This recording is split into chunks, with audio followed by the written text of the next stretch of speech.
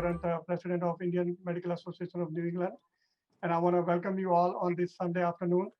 And it's my pleasure to introduce chair of our IMANE Women's Forum, Dr. Sapna Agarwal, who will be going through today's program and then handing it over to Dr. Malhotra, the co-chair of our Women's Forum, to introduce the speakers. So Sapna, take it away. Hey, thank you, Dhruv. Good morning or good evening. Actually, it should be good afternoon. It should be good evening, ladies. We are having a very interesting discussion on dental aspect of which we all need and nutrition.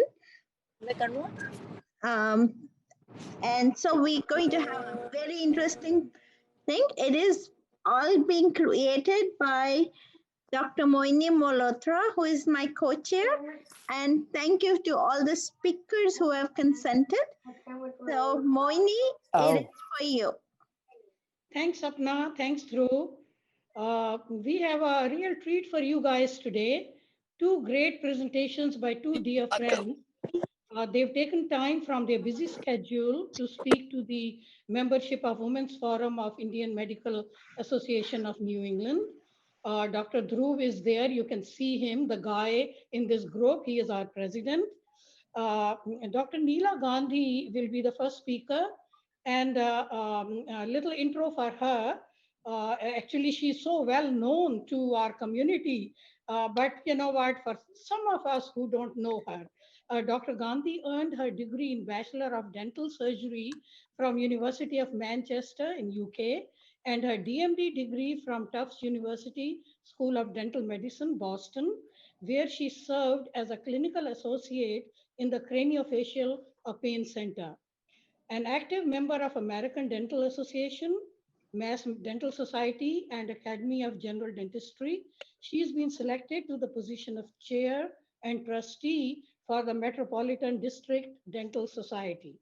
She has been awarded 2010 William McKenna and 2017 Robert L. Burke DDC Memorial Awards.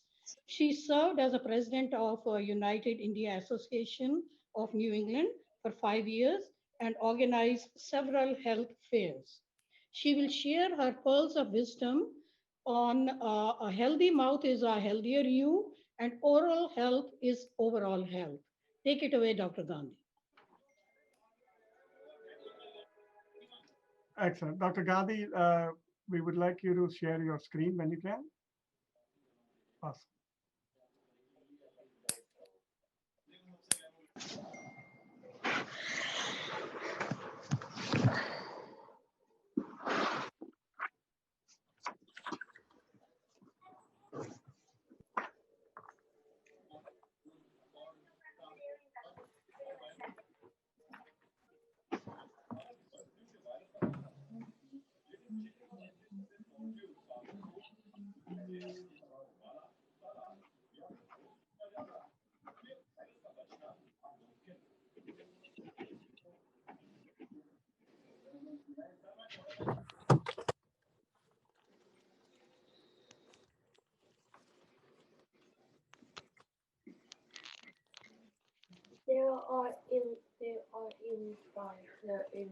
Alien spies.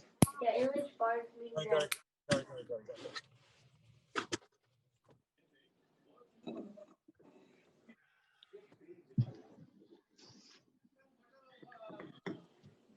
Okay, Dr. Gandhi, you should see a pop-up on your screen. Yes, yes, got it. Got it. Sorry, Awesome. I was on mute. I didn't realize. Oh, no, So- sorry, my bad. So I think at this point, everyone should be seeing Dr. Gandhi and her slides. Can someone confirm in the audience that you guys can see the slide and Dr. Gandhi? Yes, I can see it. Yeah, Okay, we can see thank- everything. Yeah. Thank you. All right, go ahead, Dr. Gandhi. Okay. Thank you, Dr. Mohini Malhotra, for the introduction. And I want to thank the entire board of IMANE, especially Dr. Moni and Dr. Sapna Agarwal and Dr. Drumil Shah for the opportunity. IMANE is not new to me. I have worked with IMANE in the past with Dr. Sapna and Dr. Seema Arora, and we've organized several health fairs with UIA and IMANE. And I was also very honored to receive a community service award when Dr. Samir Kapasi was president. but I'm here to share my topic today is on oral health and how it affects your overall health, and really what a healthy mouth means for an overall healthy you. I'm going to be talking about the different stages of life because the oral health concerns do change as with different as we get older. I'm going to start with pregnancy. One of the common health conditions during pregnancy is pregnancy gingivitis. This is a mild form of gum disease, normally seen as early as 3 months of the pregnancy. It goes away after childbirth, but it can be a problem if it progresses to more aggressive gum disease. And no, you want to speak to your dentist about possibly trying to get more frequent cleaning to prevent the gingivitis. Dental x-rays are safe during pregnancy. The radiation is generally low, and the dentist or hygienist will place a lead apron over the abdomen and thyroid to protect you from any radiation. Your dentist will also consult with your physician in case they need to prescribe any medications like antibiotics or painkillers that are safe for you and your baby. Sometimes you may see some overgrowths on the gums. They're called pregnancy tumor. It's not a cancer, but they're just these raw raspberry-like swellings that occur due to increased plaque. And again, they occur more in the second trimester and typically go away after birth. And but if you're concerned, you can get them taken out by your dentist. Breastfeeding is important in oral health because it helps to build a better bite. Breastfeeding, mothers who've breastfed for at least 6 months have shown that their children have less issues with malalignment of teeth. Mom doesn't need to stop breastfeeding once the baby gets the baby teeth, and she's the best person to decide when she can stop breastfeeding. Using breast milk can also reduces the risk of baby bottle decay, which I'll discuss shortly. And however, breast milk does have sugar, and even though it's natural, so you want to be aware that they can still be at a risk of getting cavities. Mom always wants to check her medications with her physician and dentist before she gets any dental work. Sometimes uh, breastfeeding moms or pregnant women can neglect their mouths, and they may not be brushing as frequently, which increases their risk to getting cavities and gum disease. Sometimes lack of sleep may cause teeth grinding, and also they need to stay hydrated to prevent dry mouth. So it's very important that they take care of themselves during this time. Morning sickness, if it occurs, best treatment is to rinse with a teaspoon of baking soda mixed with water to neutralize all the acid produced. And you want to avoid toothbrushing directly after vomiting. Some of the concerns that we see in babies and kids is baby bottle decay. It normally happens in infants and in toddlers, and this is use of a bottle, and it can be even using milk or formula or any sugary drinks at nighttime when they sleep. And this frequent use of sugar can cause cavities on their front teeth. Thumb sucking is another habit that we see in this age group. And it's very important that, generally it's to stop thumb sucking because it does affect the bite. Pacifier use is an easier habit to stop. Thumb sucking generally stops around the age of 2 to 4 years, but sometimes some children can be sucking for much longer, and it's important that you try to stop the habit, and you can speak to your dentist and try to encourage your child when they're not sucking their thumb. And also sometimes you may need to use things like a bandage or a sock around their thumb to prevent them from brushing, or the dentist can explain to them, give them some support and discuss with them what could be the problem. It's more the aggressive thumb sucking that is a problem that can cause malalignment issues like open bite. Dental emergencies are another common thing in these babies and kids. And one of the common emergencies, the tooth can be dislodged from the socket. Best way to manage that is to place the tooth gently back in the socket or without touching the root, or transport it to your dentist with in a moist environment like milk, or place it in saliva between the child's gum and cheeks. Space maintainers are also sometimes used when children, because if a baby tooth is lost prematurely, it helps to hold the space and prevents the permanent teeth from moving in the wrong place. So some of the healthy habits that we can use for this age group is try to place only formula, breast milk in bottles. Avoid filling the bottle with sugary drinks, and they should try to finish their bedtime and nap time bottles before going to bed. If they use a pacifier, make sure it's clean. Don't dip it in sugar or honey or put it in your mouth before giving it to your child. Always encourage children to drink from a cup by their first birthday, and discourage frequent or prolonged use of sippy cups. Serve them nutritious snacks and limit sweets to meal times. So, taking care of their teeth, the first few days after birth, you can wipe the gums with a clean, moist gauze pack or a washcloth. Once they start teething, you can rub their gums with a clean finger, a small, cool spoon, a moist gauze pad, or solid rubber rings. But you want to avoid any benzocaine products, especially in children under 2 years.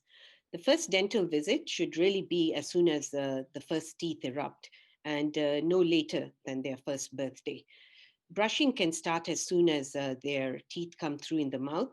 Under 3 years, you want to just use a smear size of toothpaste, and between 3 and 6 years, you can increase it to a pea-sized amount, and it must be a fluoride toothpaste, and you must supervise them to prevent swallowing of the toothpaste, and it's generally recommended that they should try to brush twice a day, and they must the risk of swallowing toothpaste can cause fluorosis. This is common before the age of uh, 8 years, and normally it's important that the child rinses their mouth after brushing. Fluoride treatments are applied especially to children, but now are commonly used in adults as well, if just to prevent cavities and also reduce cavities. In teenagers, we see sometimes they're not brushing as well, and the dentist may apply these plastic coatings called sealants on their molars to protect the pits and the grooves from developing cavities. Mouth guards are also very important, especially if they play sports, to prevent any injury. And there are several types of mouth guards available. They can be custom made by your dentist, or you can try some over the counter or stock guards, which are available from sporting goods or drugstores. These, unfortunately, are boil and mold ones, which can be bulky and not very comfortable. Taking care of mouth guards is also very important, and it's generally recommended that you wash the mouth guard before and after use. You want to keep it in a container that has vents to keep it nice and dry and prevent bacteria collecting on it. You also want to keep it away from the sun, and don't use hot water, and also try to keep it clean, and always take it to your dentist when you go for a dental visit, so that if it's worn down, your dentist may recommend replacing it. Braces, we know, are also very commonly done in this age group, and they do correct a bad bite, or in also known as a malocclusion. And because the permanent teeth start coming through between ages 6 to 12. So braces are normally recommended around the age of 8 to 14 because the teeth are moving. The teeth are easiest to move. And braces are very helpful because they align your teeth and they keep your, it makes it easier to clean, prevents gum disease, and also prevents cavities in your teeth. And otherwise, even things like protruded teeth can have a high risk of fracture and also affect jaw development. Very important with children wearing braces is that they need to keep a healthy, balanced diet. You want to avoid sugary food because this can stick, especially around the brackets, and they are known to stain the teeth and also cause cavities. So you want to make sure because it's more difficult to brush once the children have braces. Braces can be either the traditional braces or more commonly used now are the clear braces in the form of Invisalign. Another common problem in teenagers in their late teens is wisdom teeth.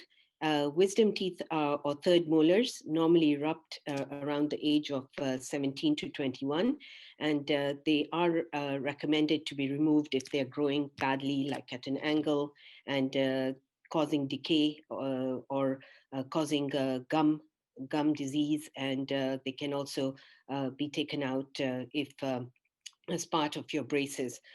Uh, Other health concerns is smoking. We know smoking is bad for you, and we know it stains your teeth and tongue, causes bad breath, and also slow healing after extractions, gum disease, tooth loss, and cancer. So it's very important that quitting is the only way to decrease your risk of these tobacco-related problems. Mouth jewelry is also common in teenagers, and use of these oral piercings on the tongue and lips are known to cause problems, especially if they don't clean properly. Sometimes can cause infections on the tongue, and that can result in a swelling and also can block your airway. They when they use these piercings, they want to make sure they're nice and tight with a clean hand and make sure that they, to prevent risk of swallowing and choking.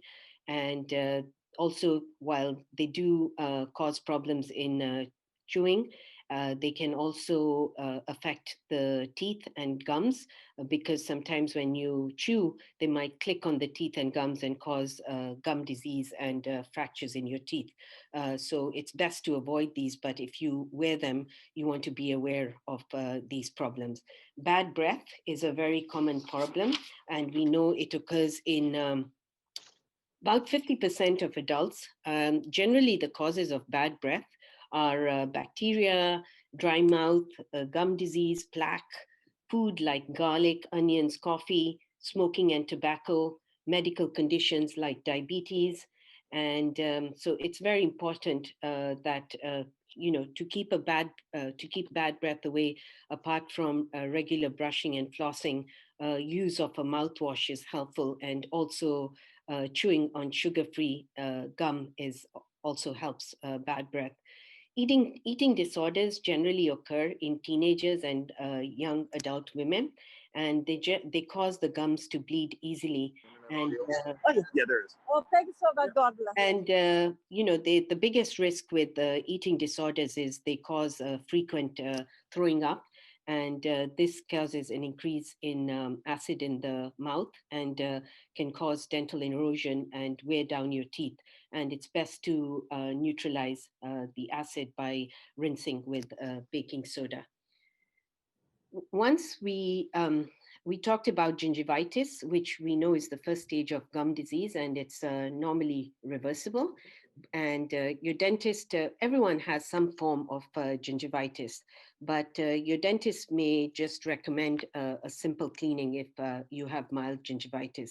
However, if this gingivitis is allowed to progress, it can cause a more severe form of gum disease called periodontitis. And this results normally from the plaque, that the sticky film around the gums called plaque that becomes hard to form tartar or calculus, and it collects between the gums and the teeth, and eventually may cause loss of attachment. And if that is left to progress, it may even cause loss of your teeth. So your dentist, it's very important to go regularly, and your dentist will recommend, if you do have some type of periodontal disease, you may need some deeper cleanings or things like advanced periodontal treatment. Other concerns in adults is, we know the temporomandibular joint, also TMJ, helps to open and close the mouth, but you can get some disorders in this joint, like arthritis or dislocation. And symptoms normally are pain around the ear, and tenderness of the jaw, clicking and popping noises when you open your mouth, and frequent headaches. All are issues related to the joint. Another thing that can cause temporomandibular joint is teeth grinding, which is also known as bruxism. And this is really happens unconsciously, mostly at night, but some people grind during the day. And this can really cause a lot of damage to your teeth and jaw. It's normally stress related. And in fact, interestingly enough, we've seen a lot of this, especially during the pandemic, because a lot of people have somehow had a lot of stress, and we've seen a lot more people breaking their teeth and clenching and grinding. And so if you do experience any of this, your dentist can recommend a night guard, which you normally wear at night. And root canals are normally recommended when the cavities are very deep and they involve the nerve of the tooth, and the dead or infected nerve is removed and filled with the root filling. Sensitive teeth can come from different things, like tooth decay, cavities, fractured teeth, worn down fillings, gum disease, worn down tooth enamel, or exposed tooth root. Generally, the treatment is you can try out, if it's minimal sensitivity, you can try desensitizing toothpaste like Sensodyne, or dentists can apply some fluoride gels. More aggressive things like if there's a fracture of the tooth, may require a crown. And if there's exposure of the root, it may require a gum graft. Whitening is very popular because it helps to keep a nice bright smile.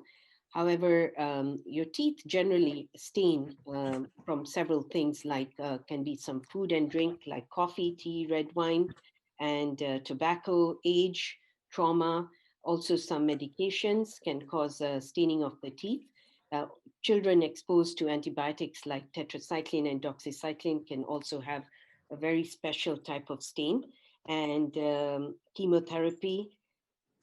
Whitening products work by they contain bleach, which in the form of hydrogen peroxide or carbamide peroxide, and they generally break the stain into smaller pieces and makes the color less concentrated, and works better on yellow teeth than brown teeth.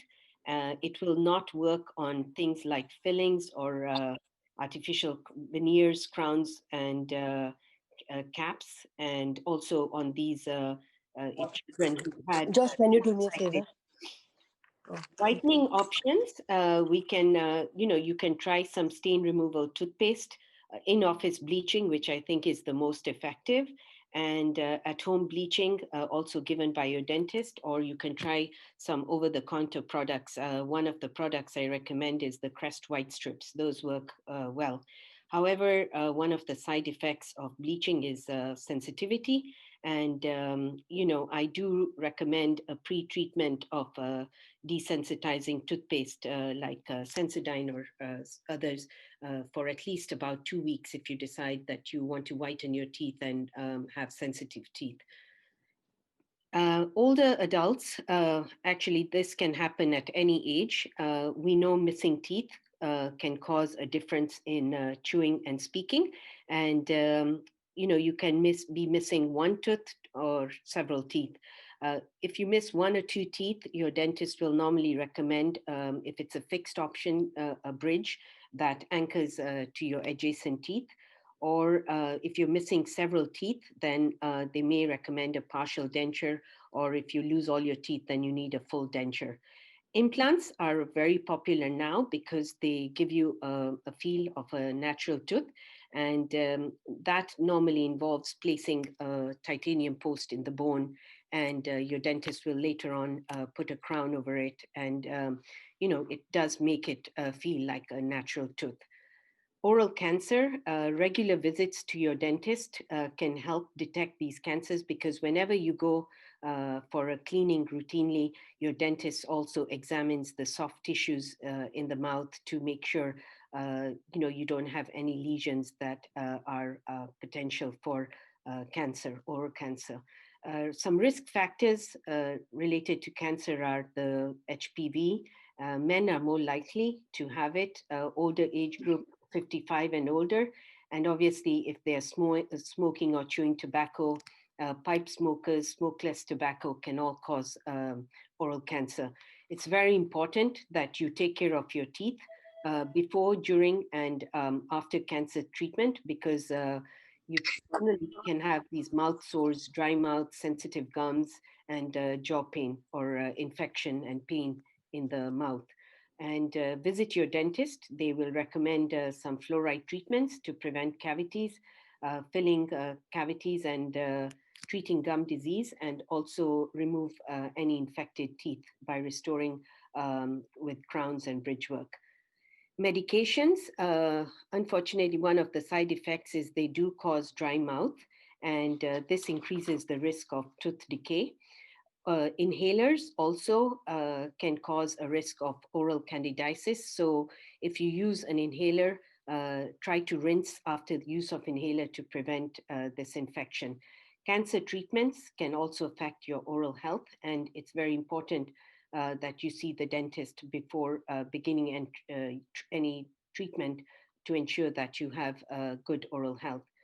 Another prescription medications, things like your dentist may recommend a narcotic for pain. And it's very important that you know how to securely dispose any unused medication, because this is a leading cause of drug abuse amongst teen and adults. So you want to make sure you talk to your dentist about how you can dispose these medications.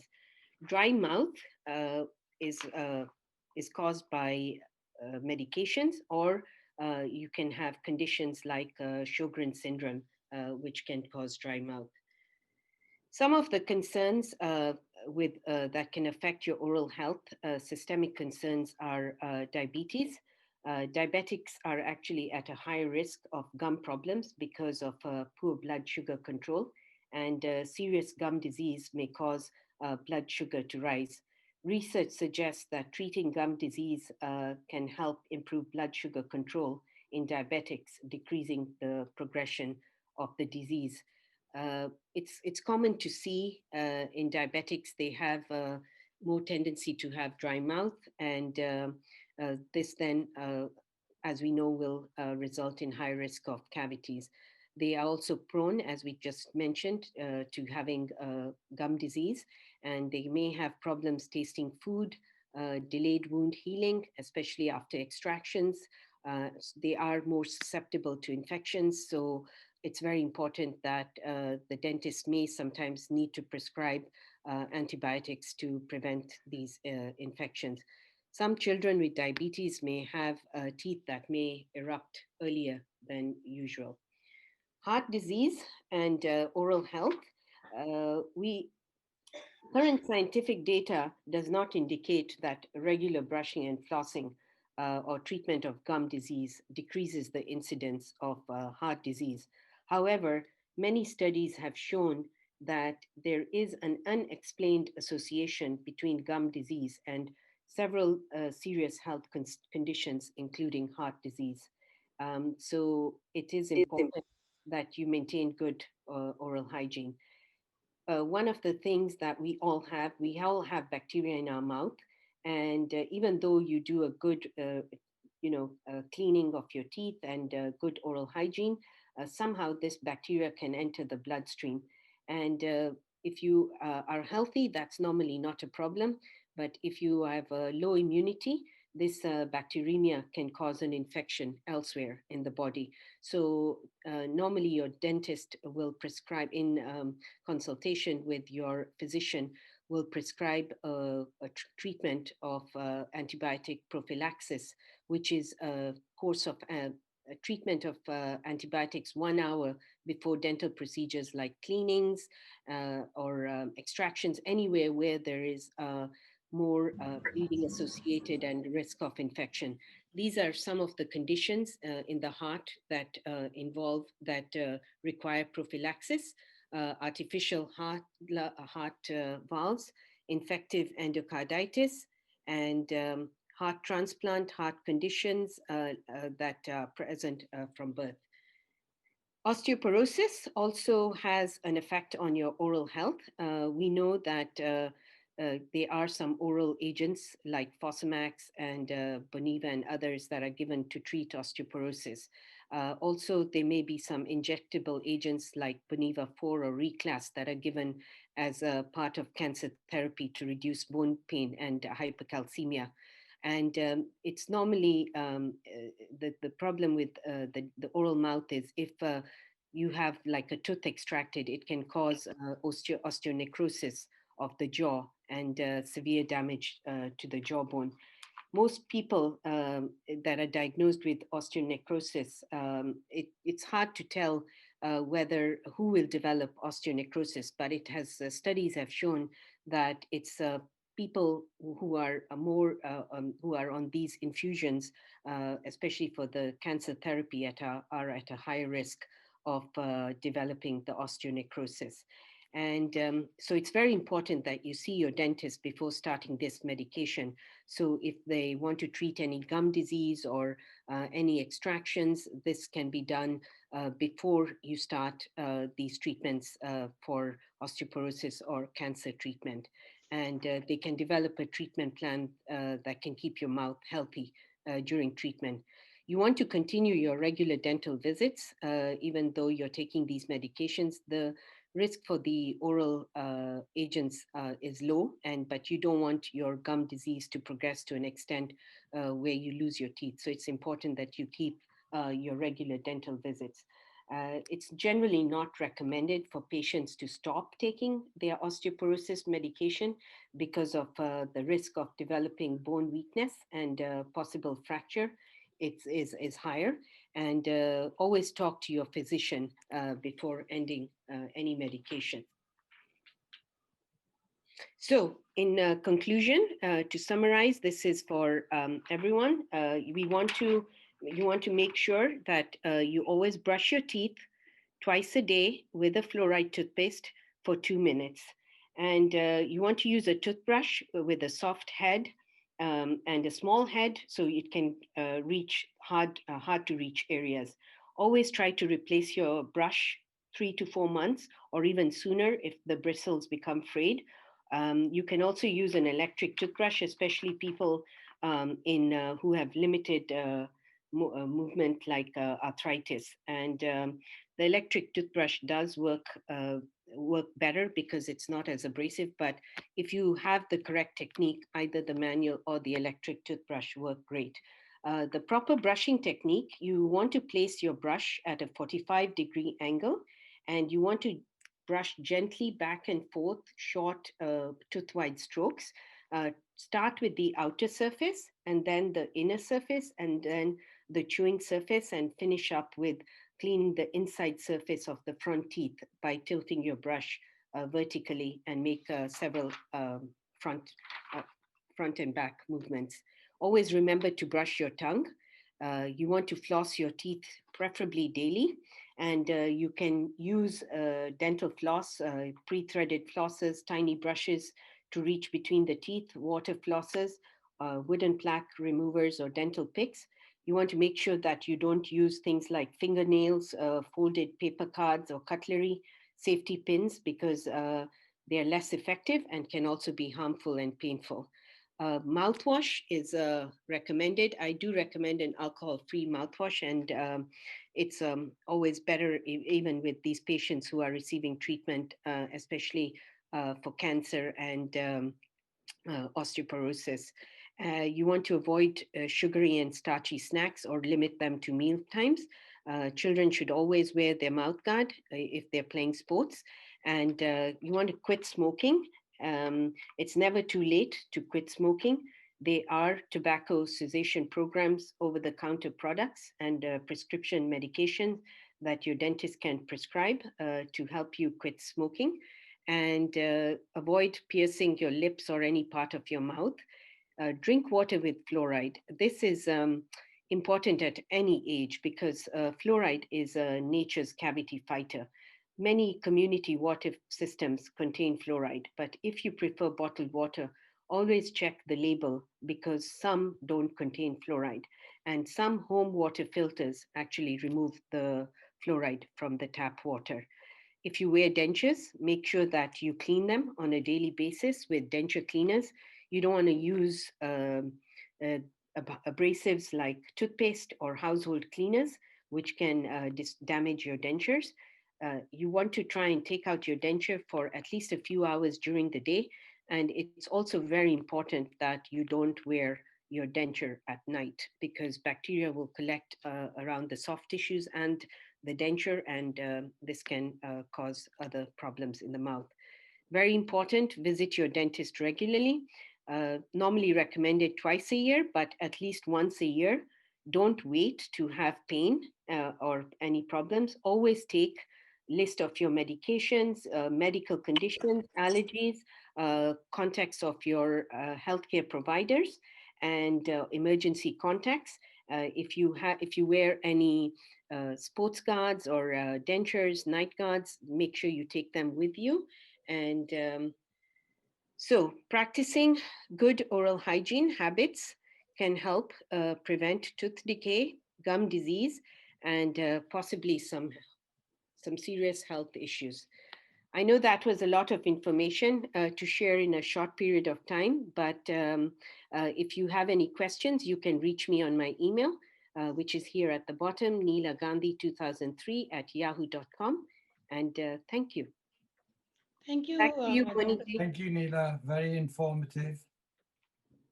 Yeah, thank you, Dr. Gandhi. We will move on to our next talk, and then if there are questions, we will address them after both the talks. Dr.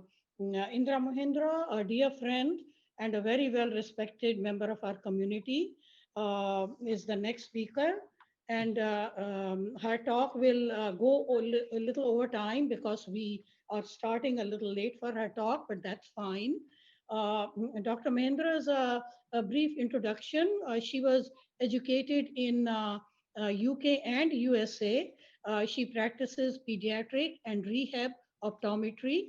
Her observation of correlation of eating habits of children and their vision has made her an advocate of healthy way of eating. This also reduces dependence on medications with abundant side effects. Dr. Mahindra developed techniques in collaboration with MIT scientists that is being used internationally. This is known as a Mahindra technique. She has published over 35 scientific articles in science and other journals, and as well as a book on nutrition. She believes that you are what you eat, and I won't take more of her time. I'll let her go on with her talk. Thank you, Dr. Mahindra, and take it. Thank you. Just give me a second. This is Drew. I'm just going to set up these slides. Let me know when you guys can see my screen. Okay. Can you hear me? Yes, we can. Okay. Just setting up the All slides. right. So just give me a second. Good afternoon to all of you. And my thanks to Dr. Moni Malhotra and Sapna Agarwal for giving me this opportunity to share with you my journey to health. Very brief journey, express journey, because of the time restraint. The year 2020 was hard on all of us, starting with the new year 2021. I wish good health to all of you and everyone all around the world. Yes, now more than ever, we should be focusing our health and wellness. So, can I have the next slide? So, I have to share with you an ancient way of eating, which will deliver just that. All we need is a strong willpower, discipline, patience, and perseverance to achieve our goal.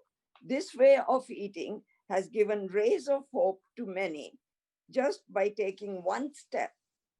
Limited by short time for this presentation, I will try to deliver you a starter, an appetizer with a view with a few food pearls and let you pursue the rest by diving into my short book of less than 50 pages. The book is right on the screen there. Number 3 slide, please, next slide. Indeed, I am what I eat. Now I am 84 years old. Yeah, I try to minimize medications or no medications at all. All my health vitals are within normal range. That was 2 years back, and I am still maintaining the same medical status under my medical care, adapting to the needs of my body by adjusting food and food supplements. Thanks to my spiritual guide, Bhagwan Shri Satya Sai Baba, who alerted me to this golden green path of eating wholesome, natural food written in this book to share with one and all seeking good health. Yes, you are what you eat. Next slide, please. I was nurtured with this healthy, balanced food by my vegetarian parents who fed us with seasonal, simple, natural, wholesome, homemade, home-cooked food. A very balanced meal. We took our tiffins to school. Me, my 4 younger brothers and parents seldom visited doctors. Small ailments were taken care with some home-made ancestral remedies. Yes, you are what you eat. Next slide, please. After schooling in India, I left for London, England, away from my parents' shelter to pursue my professional education. My landlady's concept of vegetarian food was steamed, buttered, or sauteed vegetables, cheese sandwiches, French fries, simple salad, rice puddings, fruits cooked in syrup, and at nighttime, hot cow's milk with chocolate. Fruits cooked in sugar. Oh, sorry. After 1 year of this diet and making a number of doctor's visits with bad bouts of colds and flus, I was advised to change to a non-vegetarian diet or return home. Determined to complete my studies, I switched. The first bite into this new diet made me vomit. However, slowly, with great difficulty, I continued despite increase of health issues and dependence on medicines. Yes, you are what you eat. Next slide, please. After graduating from optometry school in England, spending 3 decades of clinical practice in England, Kenya, Africa, and USA, but remaining non-veg, during this period, I experienced many non-surgical medical issues and a complicated hysterectomy. I was satisfied with the excellent medical care, which made me continue with professional, academic, clinical, and research life. There was no time for cooking good, healthy food. Stomach had to be filled, so I could do that by daily visits to the fast food chains. As you can see, I knew all of them wherever I worked, whichever corner it was on. Yes, you are what you eat. Slide. Next slide, please. My interest in eating healthy was sparked early during my pediatric clinical practice when I observed their eating habits and its possible connection with their increase in nearsightedness, myopia.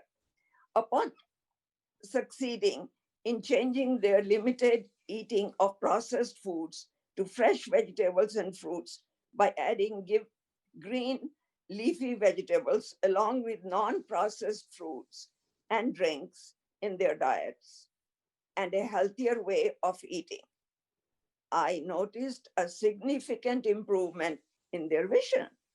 Then I ventured to introduce this concept to all age groups whenever possible with positive results. In some older patients with diagnosis of early cataracts and some with macular degenerations, even a limited change to healthier food started to improve their visual function. Yes, you are what you eat. Next slide, please. Even though I was observing a connection with food and health in my patients, my personal final awakening that food may be the cause of my severe health experiences was actually in 1994. I suffered a severe pain and difficulty breathing while driving from one clinic to another. The inhalers were not helping. Somehow, I managed and drove and reached MGH, Mass General Hospital, emergency parking lot, and finally reached the ICU for 4 days stay with diagnosis of near fatal asthma. Doctors were looking for my living will. 2 weeks after my discharge from the hospital, with a prescription of high dose of oral inhalers and steroid pills, my savior Sai Baba came to my dream saying, no asthma, no asthma, no asthma. I had to figure that out. Nothing was found wrong with stomach, but my strong faith in his words, I started this long journey in search of his healthy diet. I researched Baba's food pearls, the state of our available foods, the state of agriculture, nutrition, as that was not part of my education, in search of this final healthy diet. Yes, you are what you eat. Next slide, please. The year 2020 was hard on all of us, starting with New Year 2021. I wish good health to all of you and everyone all around the world. Yes, now more than ever, we should be focusing on our health and happiness. So I have to share with you an ancient way of eating, which will deliver just that.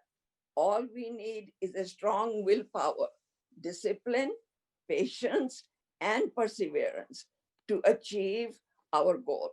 This way of eating has given rays of hope to many just by taking one step. Limited by short time for this presentation, I will try and deliver you a starter that is appetizer and let you pursue the rest by diving into my short book of less than 50 pages. Next slide, please.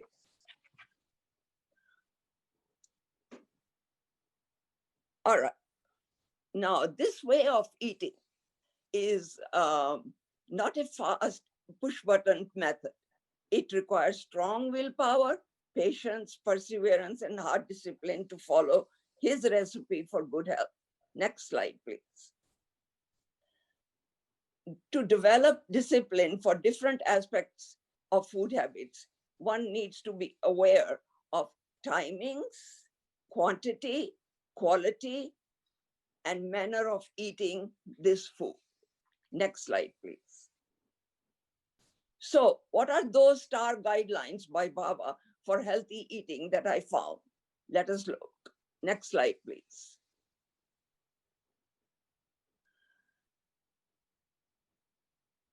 I'm not going to go through all of these, but I'm just going to point out to you, there are guidelines that we must accept. There are guidelines that will teach us what to avoid in this health journey of eating. And the last one is we must adopt these findings. Let's go through a few of them highlighted in these 3 columns in the next slide. The most important guideline that I found was that one must eat natural, God-given, pure food. Food gives health and illness. Listen to your body and stomach. It will guide you to healthy eating, was what Baba was telling me. Raw food is healthy. Minimally cooked food, slightly steamed or slightly stir-fried vegetables are healthier than ever cooked or overboiled or fried food or processed food. Do not eat adulterated food such as white sugar, white rice, food sprayed with pesticides, herbicides, or grown with chemical manures, which is called inorganic food, and genetically modified food.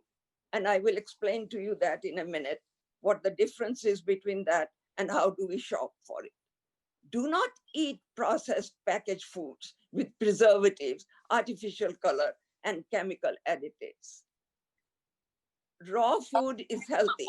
Minimally cooked, slightly steamed, or slightly stir-fried vegetables are healthier than ever cooked, than overcooked, overboiled, or fried. Next slide, please. Raw food is healthy and is really the best way to eat. All beings in God's creation, other than humans, eat raw food. However, we are the ones that spoil it by any mean we can. Minimally cooked, slightly steamed, or slightly stir-fried vegetables are healthier than overcooked, overboiled, or fried. Now, I have a recipe that I use in which I will talk to you in a minute. We don't do all that. We can get the maximum out of every ingredient of our menu that we are going to cook. Heaviest meal of the day should be lunch. Very difficult for everybody to follow, especially when they are working. However, there is a way, if there is a will, there is a way. And I will talk a little bit about that. Dinner should be a light meal at least 3 hours before sleeping, followed by a half-hour walk. Difficult again to do, but I try to do it even when I can't go out in the cold weather in which we are living. Teens and adults should eat 2,000 nutrient calories, and seniors 65 years and over up to 1,500 nutrient calories per day. This intake of calories can be adjusted according to the lifestyle of the individual, profession, and age. Next slide, please. So, all that what I have said just now can be accomplished by Sai, simple ancient Indian way of eating healthy using scientific method. So what is this scientific method? Let's go to the next slide.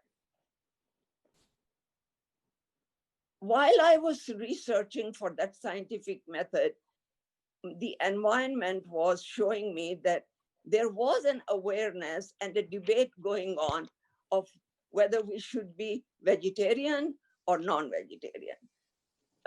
And what is safe?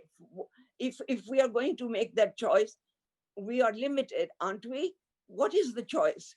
Well, Satya Sai Baba has given us a clear answer, at least for me at that time. Yes, you should become a vegetarian. Yes, you become what you eat. You must not kill other beings for your food. You should be lacto-vegetarian, meaning include dairy in it. So that is the 4 things that I observe and I follow. Next slide, please.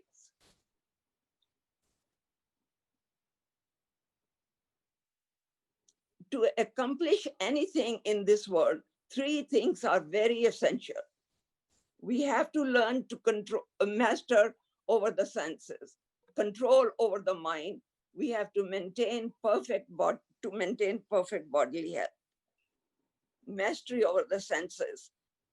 Our eyes and our tongue are the two notorious losers in this game. We cannot master them. If only we could master those two and contain our sight, so that we don't get too excited when we see 10 dishes on the serving table and go for everything there that is to taste. And the tongue will take you on a ride.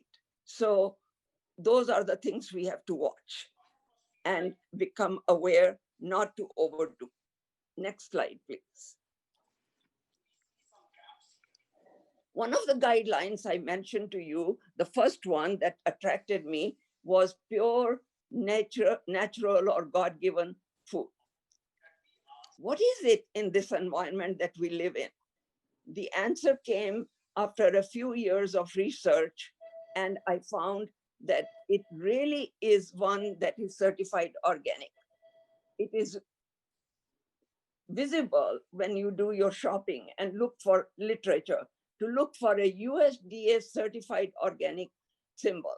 In the produce section, this is very difficult, but we have to trust to some extent what we are given and then do our shopping.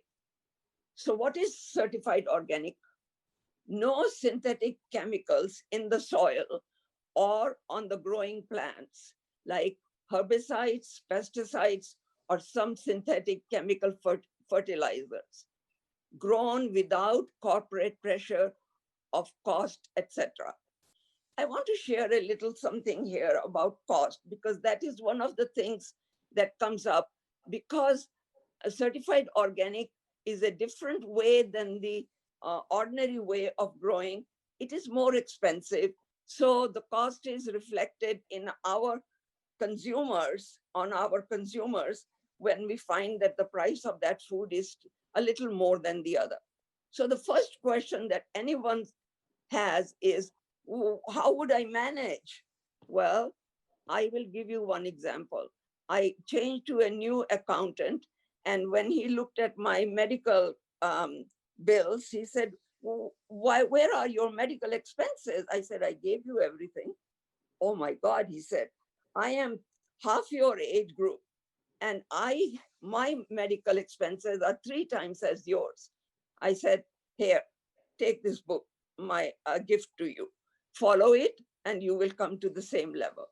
So I think it depends on our willpower and discipline to do that. And we will find that eventually, like me, now at 84, I spend hardly anything on medicines. Yes, I do spend some money on my food and food supplements. So what is this?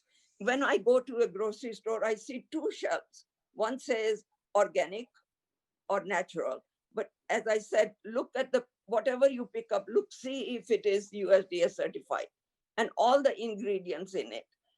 Then the other shelf says GMO. So I look at the GMO and I say, is that also, can I just buy GMO? I will explain to you.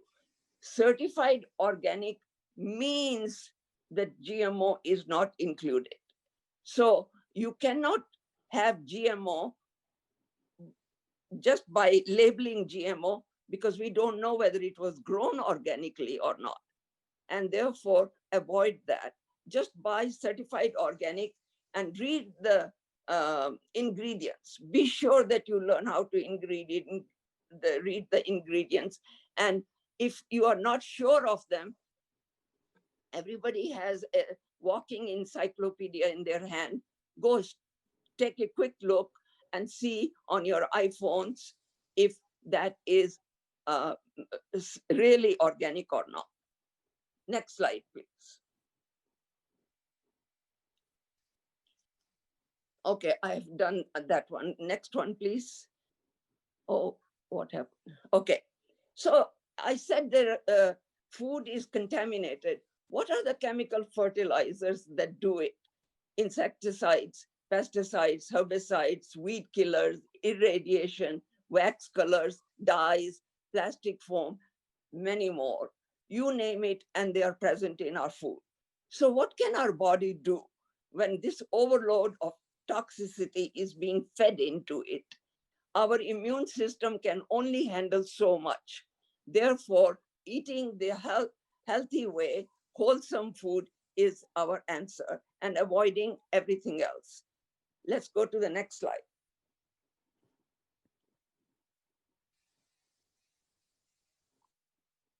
Next slide, please.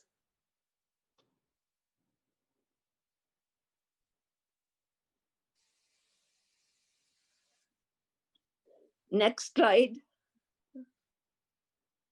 All right. Let me just talk now then. Can you all hear me? Yes. Okay. Yes. Yes, we can hear you clearly. But my slide is not coming. Doesn't matter. Indra, go ahead. Okay. Oh, okay. It has come. Remember, I said that we should avoid all that because we want no toxicity in our body. Well, you'll be surprised. What is used on the in the agriculture world on the food that we are eating is also having an effect on the environment. And you can see here the earth, the soil, when all those chemicals accumulate in it, becomes absolutely dehydrated. And it kills all the living beings' home, that is Mother Earth, and it becomes a desert. And if those things can be killed, can you imagine what it does to our bodies, and especially the stomach, where all the microbes and bacteria are needed, good, healthy, but they die because of the toxicity. Next slide, please. Okay. Next question that I'm often asked is, where is the choices I can make that I like? Well, I did a research and I found that there are 9 different groups of food with plenty in them that is available to us, starting with the whole grains, beans and lentils, and veggies, fruits, nuts and seeds, spices, oils, dairy, with the wholesome milk from cows, grass-fed, and drinks for those who may be allergic to the dairy. But I feel if you eat certified organic dairy from grass-fed cows, your drinks will not be that important because you could probably not show any allergy to the dairy that is wholesome. Pickles, fermented foods, all right. So within each group, as you see in the pictures that I've tried to show you here, there is plenty available. Only choice that we have to make is that in our daily menus, at least for one meal, everything should be included or distributed during the day. And there is a way that I have described in the book that you should eat. And oils and spices and how we cook. Let me give you one example here. In our Indian fashion of cooking, we saute the spices in hot oil. What happens to the seeds that we put in there? They get burnt, they lose life. Can you take that seed now and grow it outside and let it grow? No. So best way to do is to change your style, be creative. And I will give you some examples, and I have given them in the book so that you can do it without suffering too much taste. In fact, anyone who eats my food, they say, but your food tastes so much better because I did not kill anything by heating too much.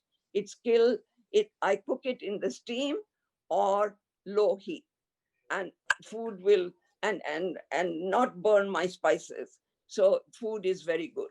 And I do try and make raw food also with salads make sure that that is part of my, and fruits. And general golden rule that I learned by reading Swami's literature and nutritional is eating enough. No, you can't. Am I okay? All right. Eating 3 fruits and 3 vegetables every day, if possible.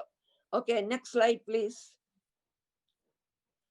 Now, in our Ayurvedic system, we are taught that sattvic, rajasic, and tamasic, there are 3 types of foods, and that we should balance them.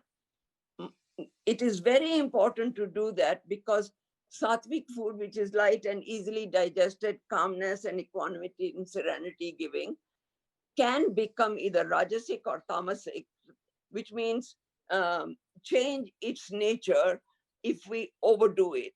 So moderation is very important. And how do we do it? Is my next slide. Let's go there. Eat only when hungry. Empty feeling in the stomach should be there for you to eat. Eat enough to get rid of empty feeling and not a full or overfull feeling. You know what? Avoid that second or third serving. The tongue will never give you the impression that you need to do that because it just enjoys itself. Therefore, moderation is very important. Avoid second helping. Okay. Drink a glass of water half hour before eating or half hour after it, and not with the meal. All other drinks should be avoided. Drink 8 ounces of water, boiled, filtered, room temperature, about 3 or 4 times a day. I usually sip it during the day so that I get at least enough water in my body. Let's go to the next slide.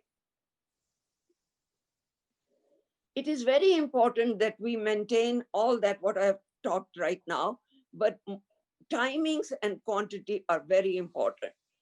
Avoid processed, packaged, and stale food. Avoid ice cold drinks, bottled water, and avoid processed, packaged, and stale food. Oh, it's come twice, sorry. Drink water half hour before. All right, so we've talked about that, and this is the highlight of our avoiding foods and things like that. Okay, next slide, please. All right. I am one of the people, this is a researcher or a healthy eater who communicated with me. I am one of the people who became radiantly healthy after being chronically ill for a long time. Thank God and thank those growers who grow organically despite pressure, costs, and detractors. If you have chronic illness, I highly recommend you try sticking to an organic diet. Avoid too many sugars and avoid gluten, and see how many of your symptoms resolve. God bless everyone who asks him for a blessing and listens to his word. T. Bergen. I was so pleased to hear this from her. Next slide. I would like to finish the talk today, and I hope I am within my time limit, by giving you 2 recipes to share with you. Especially in this environment of COVID, I have found, and very briefly, I'll give you an example of drinking turmeric drink, which the recipe is in my book, and how it has helped me. About 8 years back, I was in India, and one of my maids who used to come and help me cook and everything, clean my room, she came with a very bad cough, and I immediately sent her to the super specialty hospital at the ashram. But she had pneumonia, and of course she was coughing, and it was in my little room, and I got it. When I reached London a few days later, next day actually, I found that my niece found that I wasn't feeling well. She took me to the hospital. and they found that I had pneumonia. They treated me very well, and I came back. I reported to my physician, and he said, you have to have flu shots, Indra, from now on. You are approaching late 70s, and I don't want you to get this ever again. So he wanted me to make sure that I get flu shots. So for 2 years, I had my flu shots.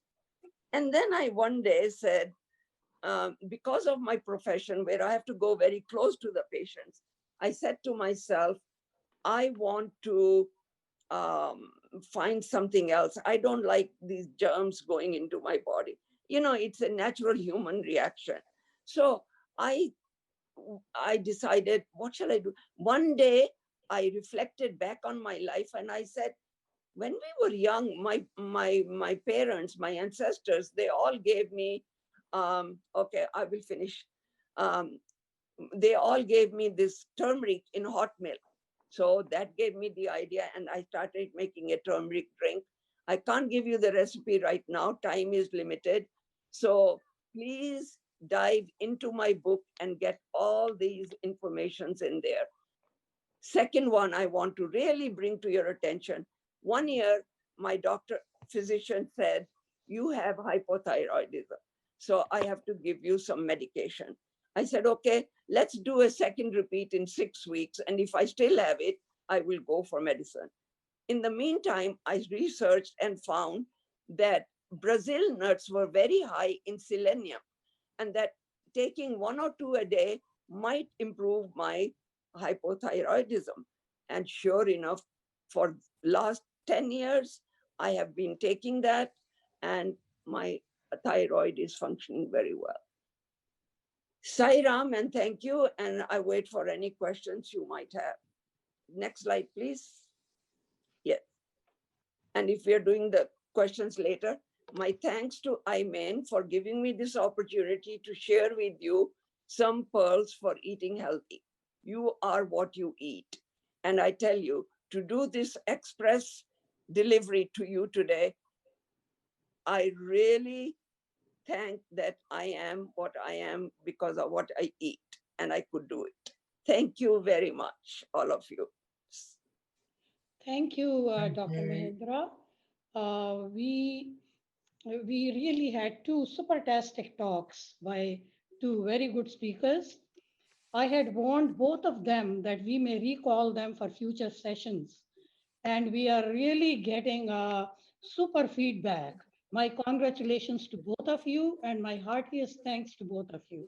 Now we are going to start our Q&A session, which will be moderated by our president, Dr. Dhrumil Shaw. Dr. Shah, please take it over. Awesome. Can you guys hear me? Yes. Okay, I'm gonna ask everyone to unmute, and while you guys are working on, either put the questions in the chat room or feel free to send the questions or speak up. I'm gonna take a moment, and Dr. Mohindra has sent her book, so I'm gonna send you guys a PDF in the chat. So look out for a message which I'm working on right now. Because that's really a nice way for you guys to take home something in your hand. So you should be seeing that any moment. Let me know when you guys see a file in the chat. You. Awesome. Yeah, so there is a PDF. You feel free to take it. And that PDF has the details around the book and also contact information for Dr. Mohindra. And I'll also request Dr. Gandhi to put her contact information in the chat room for anyone who wants to follow up later. But at this time, I'll ask anyone who wants to ask any questions. Can I ask Dr. Gandhi? I'm Subodh from London, England. Does excessive fluoride cause staining in the teeth?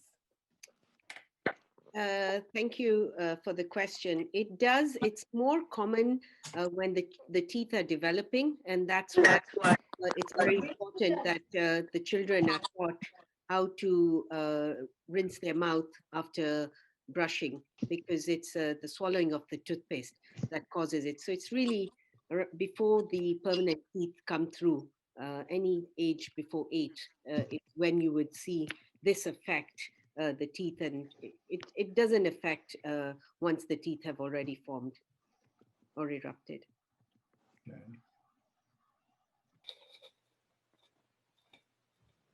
Excellent.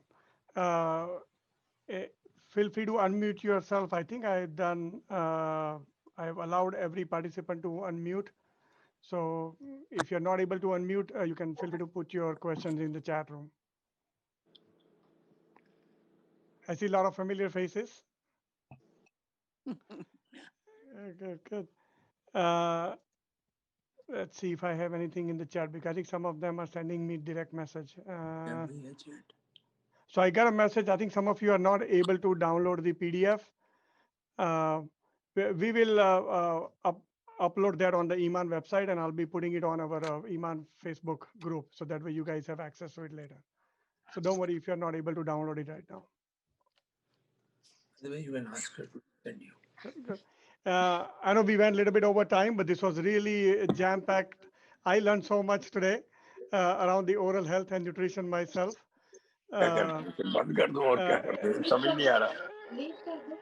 At this point, unless anyone has any questions, I think Sapna or Moniji, you guys want to give a closing remarks or any closing thoughts from Dr. Gandhi or Dr. Mohindra? I just want to thank you for the opportunity. It's made me also learn more, and while putting this talk together. And I just, thank Moniji and Sapna and Dumil and all the IMANE board for the opportunity. No, the honor is ours. Thank you. Just one word. It was an awesome talk, Indra ji and Neela. It was just awesome. Learned so much. I'm going to download your book. Hopefully, I'm able to download. I'll double check if I was able to download.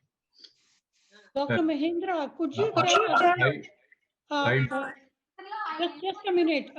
Dr. Mohindra's book is available on Amazon, if I understand correctly. Dr. Mohindra, Yes. could you please comment on that? Yes, it is available on Amazon. And what is the title? The title, and I've given in the book, which I presented in my thing. We can show that again if you like. I send a separate one to Dr. Shah. Could you flash the book in front of the camera? Yep, I just put it in the chat. So you guys can click on the link. That's an Amazon link if anyone wants to look at the book.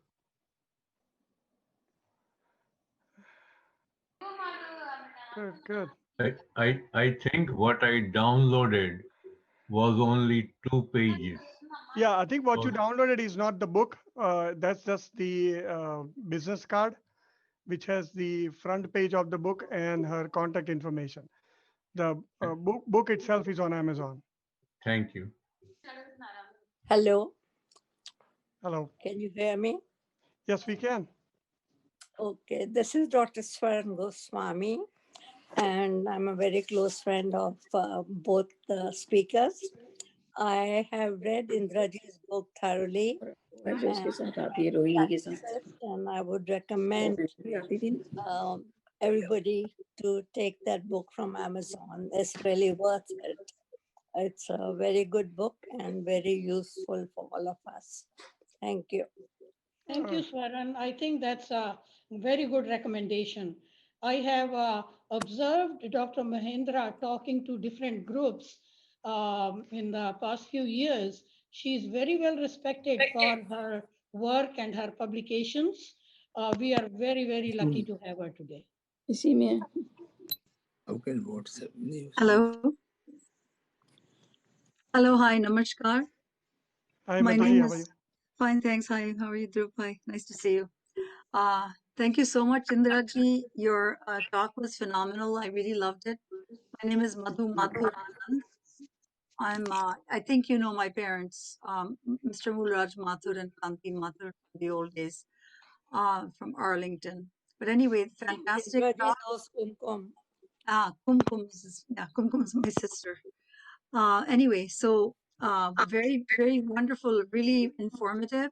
And I'm a yoga instructor, so I was thinking that a lot of your practices also collaborate with the yogic methods. Does that sound accurate?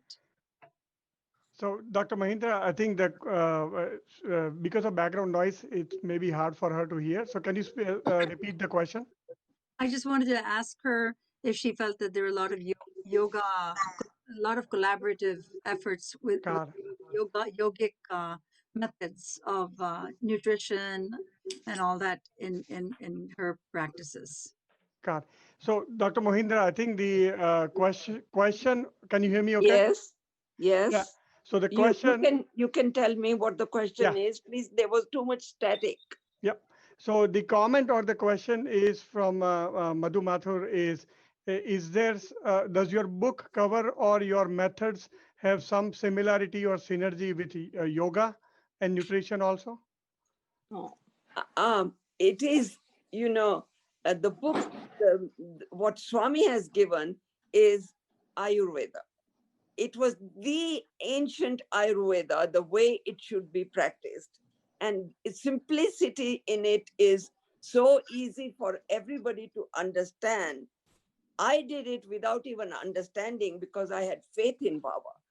But I can tell you that this journey started in 1994, and it's 8 years now that I started writing about it and sharing with other people. And the comments I get from people who make a discipline and determination to do it, even though they take one step from the book and follow it, they see a difference. There are testimonials in the book which also will help them to understand how it helps. Someone had bad allergies as they came to America. After hearing me and trying some of the things I mentioned, within the next visit, springtime, when they would get the allergies, they had to take medications. This year they went to the doctor when they said, "We didn't see you during the spring. What happened?" He said, "My allergies have all gone. I am following a way of eating, and when I do that, the allergies don't come." So there are many testimonies in the book that you can read about and get excited if that is your karma to do.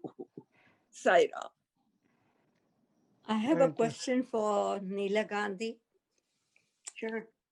Neela, this is Swaran. Okay. In this pandemic, what do you think about cleaning the teeth twice a year? I used to do it, but I'm scared to go to the dentist office now. Yeah, I think I must tell everyone that it's very safe as long as the practice is following all the PPE procedures. And we've always been on very on top of maintaining good OSHA and very good oral infection procedures. And so more than ever now, with the extra things that we've added since the pandemic, is very safe. And it's very, very few or rare cases that you will hear. As long as you take the precaution, the dental office takes the precaution, it's not a problem.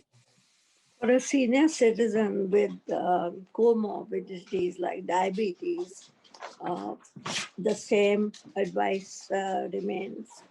Yes, yes. I mean, that is something that, you just want to be careful as far as follow good oral hygiene. You have less risk of getting gum disease and other problems with diabetes. But in fact, it's more important if you have conditions like diabetes to go regularly to the dentist who can help, with the additional cleanings. Yep, and I think you bring up an excellent point, Dr. Gandhi, that I think we saw it even in being a primary care. We saw this earlier in the year, last year, where a lot of the essential primary care services, people were afraid to go. But now we are seeing the general population is far more educated and informative, and they know that most of the exposures which are happening, they are not happening within our education system or healthcare system. They are happening in the social gatherings. And I think I think you covered it in your slide during that oral health is directly associated with cardiovascular risk also. I think it's very important for us to figure out what you feel comfortable with, but at the same time, when in doubt, inquire. I would be remiss to say that there are practices probably who have lack of resources and cannot continue operating the way they did last year. But most practices now, it has become a norm to follow all infection control. And I think some of the infection control we may never go back to because I don't think I can see myself seeing any respiratory symptom patient without a mask anymore. COVID or no COVID, it doesn't matter. You're right. It's That's okay. interesting, Neela. Yes. We can, the doctors can see us on the video, see our skin problems and any other things, but the dentists don't belong to that. We Well, cannot have you on the there video. was an element of teledentistry that can be practiced, but I don't think it's like with medicine. If you suffer from blood pressure, you can't you have to go to the doctor. And so there are certain things that, if you have pain or infection, and this was some of the things that were done with teledentistry during the, early times of the pandemic. So tomorrow I have to book my 2 appointments now. You can, as long as we are very, there's a routine screening we do. We take the temperature before the patient, comes to the dental chair. So as long as the correct procedures are followed, it's not a problem. It's very Do safe. you check for the COVID test? We are not doing the COVID test. No, Okay. we are fighting to get to administer the vaccine, and they have actually approved it in California and New York for dentists to help. But we are still waiting to receive our vaccine here, even though we are on the top priority. Yeah, I think that is What wonderful. was it you mentioned? Which medicine? The vaccine. Oh, vaccine. Okay. The vaccine, yes. Okay. Because when you go to the hospital or to the eye doctor and thing, they ask you so many questions about the COVID. But and some places want to know if you have it. Some questions that keep coming up. Okay. Why do I have to keep wearing the mask after I get the vaccine? Is I that think someone? that is beyond the scope of this talk. This talk. Maybe we can actually have another talk on that subject. Yep, absolutely. So I was just gonna say that it's 4:30. I want to be sensitive of everyone's time and Hello. Sunday. Hello. Yeah. Hello. Hello. So, thank you very much. Can I make a last comment? Sure, Dr. Pramod, go ahead. Yeah, this is Dr. Pramod Shah. I think that was an excellent presentation. Both of them done a great justice. I think Dhruv has done a great justice with his comments. I really appreciated them, and I'm very grateful. And I also appreciate Sapna and Moni's efforts in arranging this. I think we had a very fulfilling Sunday afternoon during COVID. It's not a great thing because what else are we going to do? But come on. But overall, it was great. Thank you. Thank you. All right, thank you guys. Have a nice weekend. Take care. Thank you, everyone.